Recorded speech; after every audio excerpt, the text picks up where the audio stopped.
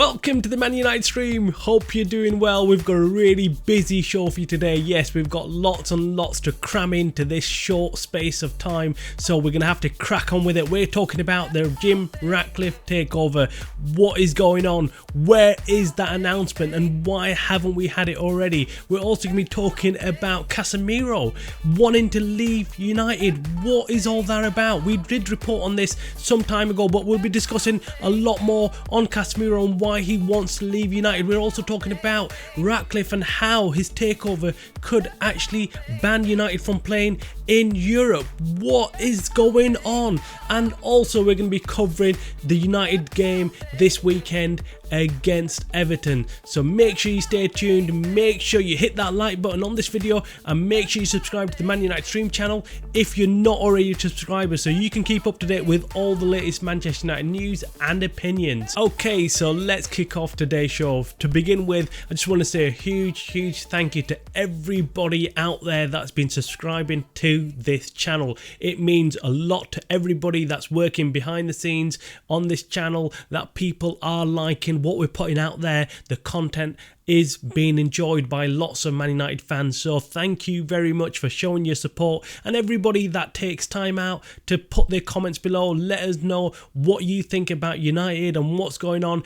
Thank you very much. It means a lot, because all this channel wants is everyone to come together and discuss what's going on with United and just be part of a great community and everyone spreading some positive vibes about Man United. But before we continue with the show, I must apologise if I sound really bunged up. I have been unwell for a couple of days. That's why I've not been coming up and showing my face in the videos that we've been doing in the last couple of days. Hopefully I'm on the mend, getting better. It could have been the flu or it could have been just COVID. I don't know what it was, but it did knock me out, and I'm just now starting to feel better again. And well, you might still be able to hear that I'm still slightly bunged up, but we'll continue with the show. If I do make any mistakes, I apologise. Probably just edit them out anyway, so there's no point apologising, but that is why I sound the way I do. Let's kick off today's show with Jim Ratcliffe and his takeover of United. What is going on? We have still got nothing from United or any other source confirming that this is done. Why haven't we officially heard the announcement? No one actually knows. It's Thanksgiving today in the US, so it's holiday, so the Glazers will probably be chilling out, relaxing, probably watching some American football, and probably not cared one bit about what's going on at United. They never have. At 18 years they haven't cared about what's going on at United, so don't know why they'd do it today.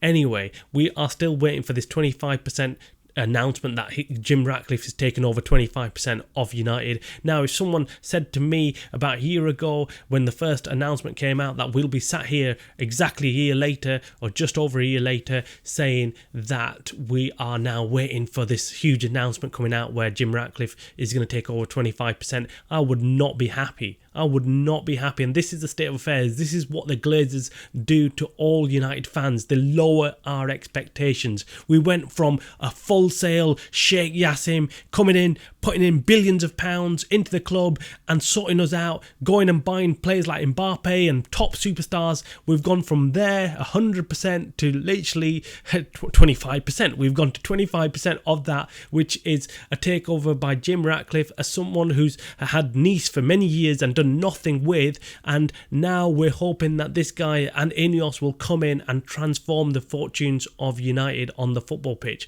The early signs, I must admit, were good, have been good. The departure of Richard Arnold looked like a signal from Ineos that they'll be coming in and cleaning everything out, but now over the last couple of days we've started hearing that that was a joint decision with the Glazers and Ineos. Ineos did not really push for Richard Arnold to leave. It was in fact the Glazers who said that they want Richard Arnold gone and they wanted someone else coming in, and that's why now Ineos and Ratcliffe might be in a position to bring someone else in as a CEO with, of course, the approval of the Glazers. Nothing will happen without the approval of the Glazers, and that's what we have been saying now for the past week, that we have heard from sources that Joel Glazer will be the sign off for everything that happens at United. Let us know your thoughts on the Ratcliffe takeover. Do you think it's something better than nothing?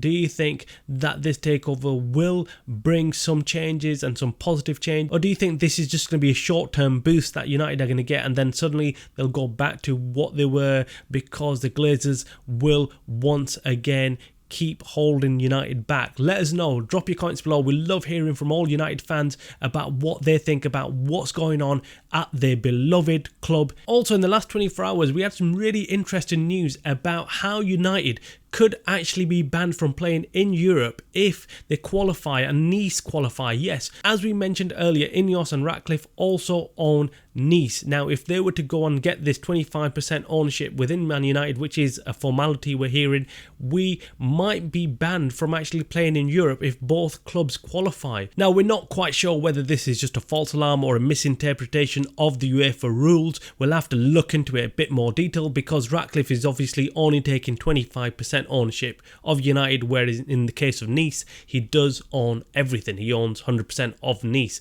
So that could be something that we need to look into, but we'll bring you further news. If we get banned from Europe, we will definitely hear about this and we'll hear why, but watch this space. Okay, so let's move on to the story that Casemiro wants out of United. Now, about a week ago, we did report in our show that Casemiro was unhappy at United. Casemiro, in an interview with a Brazilian journalist, did come out and say some really interesting things that he might not have now in hindsight joined and signed for United if he knew what it would be like. Now, what that means, we're not quite sure. Many people thought that that may have been something lost in translation, but now it seems clear that Casemiro wants out of United. And let's be fair, if an offer did come in for Casemiro from a Saudi club, I'm sure Ten Hag and the board will sell Casemiro. He has not had a good start this season. He had a fantastic season last season, but it does look like he's not happy. He's not happy with the way and the style of play that United want to play. It's something that he's not capable of doing. He's not one of those CDM players that covers a lot of ground.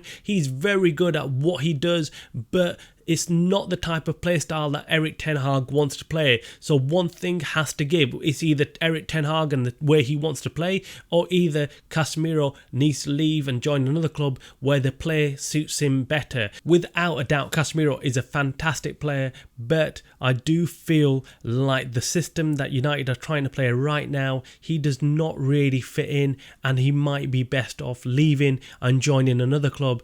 And he is reaching the end of his career, and this is what I keep saying to a lot of United fans that I speak with, which is, look, we need to go out there and find young talent, players that can actually offer something to United. We do not want to be signing any more players that are at the end of their career. That's not the way United want to do it. It's not sustainable. We do not want to sign old players who've got no potential, who've got no hunger, and do not want to work hard anymore. That is what we've done in the past few years. We've been going out there trying to sign these big name players who are coming to the end of their careers. What do you expect from these guys? They're not going to do what the manager wants them to do. They're not going to work hard. They won't be hungry as a young player would be. That is why I think we were linked to Griezmann earlier this week or last week, and I started laughing. I didn't even do a show on Griezmann because I knew that is complete and utter garbage. Why would United be after Griezmann, someone who is at the end of his career? Yes, he's been doing well this season,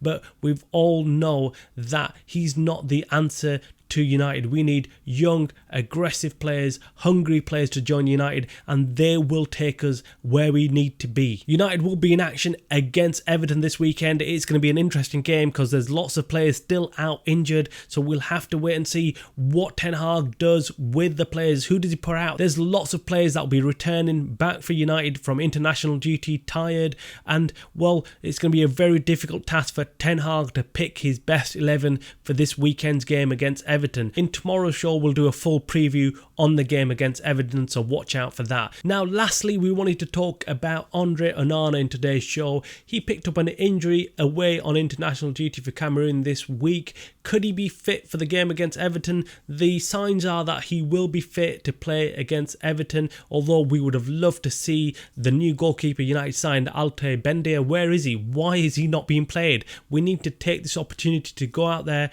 and play Altay Bendia, see what he's like, see if he's actually good enough. There are some reports that he's a very, very good goalkeeper and he is accomplished, so we should go and put him out there and see if he's actually good enough to play whilst Onana is away on international duty. We do know that Onana will more than likely be away to the AFCON soon. I mean, January is round the corner, so why not prepare for this? What are United doing with this one? What are your thoughts on this? Do you think we need to go out there in January and sign a new goalkeeper to replace Onana, or do you think we should play Altay Bendia and see what he's made of? Drop your comments below on what you think of this situation and what we've discussed today. Make sure you hit the like button on this video and subscribe to the Man United Stream channel. You're watching the Man United Stream channel by the fans for the fans.